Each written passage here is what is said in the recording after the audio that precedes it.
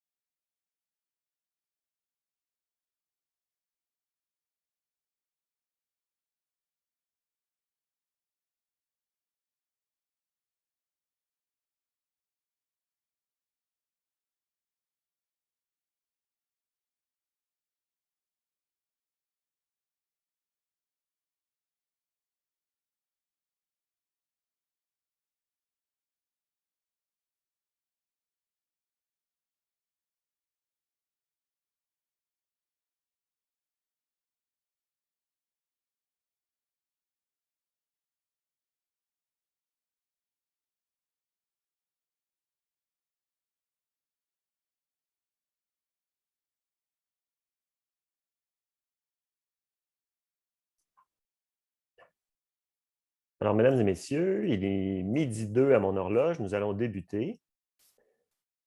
Bienvenue à cette conférence, à cette rencontre, en fait. Parlons territoire, parlons corridor écologique. Mon nom est Philippe Cousineau-Morin, je serai votre animateur aujourd'hui. Voilà, vous allez me voir comme ça. Alors, bienvenue à cette rencontre. Nous allons avoir un événement d'1h30 aujourd'hui où je serai accompagné au micro ou aux présentations de Catherine Monticone, de Mélanie Lelièvre et de Michel Leboeuf. Alors, je vais les saluer. Bonjour à vous trois. Et je vous donne d'abord les petites consignes d'usage et le déroulement de la rencontre. Puis, celles et ceux qui veulent avoir leur caméra ouverte et leur microphone fermé, bien sûr, soyez bienvenus à ce faire. Alors, et je cherche mes notes à travers mes écrans. Voilà. Vous êtes donc bienvenus à cet événement. Donc, c'est un événement qui est une initiative de l'Alliance Ariane qui s'appelle Parlons de territoire. On aura une période de questions à la fin où vous pourrez utiliser l'outil de discussion de Zoom et également lever la main pour parler. On va avoir une période d'échange. Entre-temps, vous pouvez laisser, comme je l'ai dit, vos caméras ouvertes. Je rappelle que l'événement d'aujourd'hui est enregistré pour qu'on puisse le rediffuser auprès des gens qui n'auront pas pu y assister. Et on s'engage également à terminer à 13h30. Officiellement, celles et ceux qui veulent rester par la suite, la salle de rencontre sera ouverte jusqu'à 14h. Celles et ceux qui voudraient continuer pour discuter informellement au-delà de la rencontre régulière. Alors, je vais d'abord vous présenter Catherine Monticone, qui est chef de développement sciences et planification de la conservation chez Conservation de la Nature Canada. Je te présente, Catherine, et je te laisse le mot d'ouverture de notre rencontre d'aujourd'hui. Donc, Catherine, je l'ai dit, responsable de la science et de la planification. Depuis 2008, elle a mené avec succès divers projets de conservation en terre privée et a coordonné la conception d'une quinzaine de plans de conservation. Elle réalise des projets d'envergure en collaboration avec de multiples acteurs clés en aménagement du territoire, tels que l'initiative Corridor écologique, qui est le partenaire de l'organisation de la rencontre d'aujourd'hui, ainsi que la classe des Laurentides méridionales. Certifiée coach en conservation, Catherine offre des formations sur les normes en conservation et de l'accompagnement afin d'aider les organisations et les communautés avec leur planification stratégique et favoriser la participation active des acteurs clés dans la conservation de milieux naturels connectés. Catherine est biologiste de formation et possède une maîtrise en sciences de l'environnement et un diplôme en mobilisation et développement des communautés. Alors, la parole est à toi. Merci beaucoup. Bien heureuse en fait que l'équipe de la série d'événements Parlons Territoire ait accepté de collaborer avec l'initiative Corridor écologique afin de créer cet événement. Merci d'être là. J'ai bien hâte de tous vous entendre lors de la portion discussion. Je suis heureuse aussi d'être accompagnée de Michel et de Mélanie. On est 3 des 10 organismes de l'initiative Corridor écologique, sans mentionner les multiples experts et partenaires clés qui sont également impliqués dans cette initiative. On s'inscrit dans la série d'événements Parlons territoire parce que l'aménagement du territoire est un incontournable au maintien et à la restauration de corridors écologiques. Puis tout au long de ce panel, on va vous montrer pourquoi les corridors écologiques sont importants et pourquoi on tient à ce que les corridors écologiques soient clairement priorisés dans la stratégie nationale d'urbanisme et d'aménagement du territoire. Tout d'abord, c'est important de préciser que l'importance des corridors écologiques peut être notée au niveau national et international.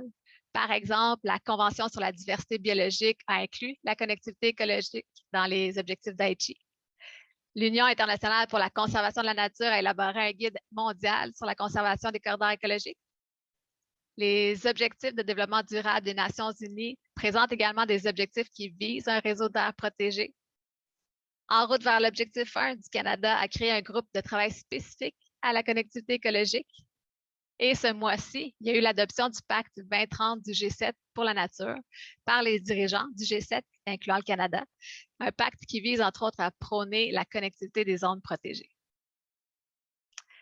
Lorsqu'on parle de corridor écologique, le Québec se positionne à l'échelle continentale. Ici, on voit le Wildland Network qui identifie 4 grands corridors, dont 2 sur 4 concernent le Québec. Et de par sa position, le Québec devient un refuge climatique et joue un rôle clé à l'échelle continentale, également dans l'adaptation au changement climatique et dans la biodiversité. On peut très bien voir ceci dans la modélisation que vous voyez à l'écran de Nature Conservancy de l'Université de Washington, qui montre le déplacement des mammifères, des amphibiens et des oiseaux dans un contexte de changement climatique. On voit un important corridor se former à l'est des Grands Lacs. Et les espèces doivent se déplacer vers le nord afin d'assurer leur survie et on se doit de se préparer à cette migration et de protéger davantage de milieux naturels connectés par des corridors écologiques. La province a avantage à poursuivre son leadership en conservation de milieux naturels et afin de favoriser l'atteinte de ses engagements nationaux et internationaux, la reconnaissance des corridors écologiques est vraiment clé, surtout pour le sud du Québec. L'initiative Corridor écologique est un atout pour l'atteinte des engagements du Québec et propose une solution primordiale pour faire face au changement climatique et à la crise de la biodiversité. L'initiative Corridor écologique a débuté en 2017 avec 6 organisations: Corridor appalachien, Conservation de la nature Canada, Nature Action Québec, Éco-Corridor Laurentien, Horizon Nature Bas-Saint-Laurent et le Conseil régional de l'environnement du Centre du Québec. On débute la phase 2 en ajoutant 4 autres organisations: la Fiducie de la conservation des écosystèmes de la Naudière, Capital Nature, Environnement Mauricie et le Credo.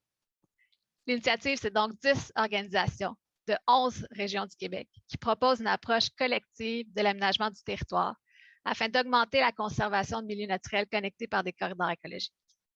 L'initiative vise à engager et à accompagner à l'action les MRC, les municipalités et les citoyens, propriétaires de l'eau boisée, agriculteurs, experts et partenaires locaux, tous jouant un rôle stratégique dans l'utilisation du territoire.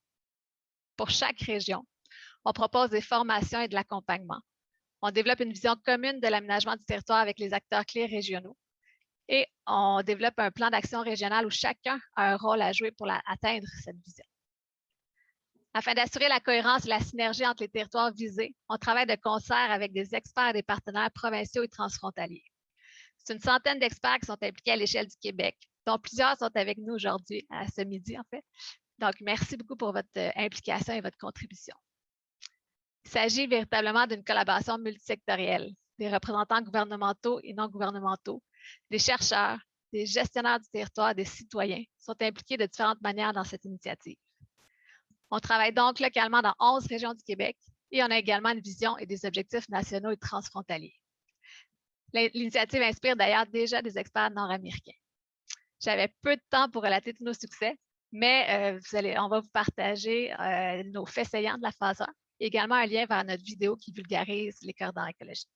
Donc, merci d'être là.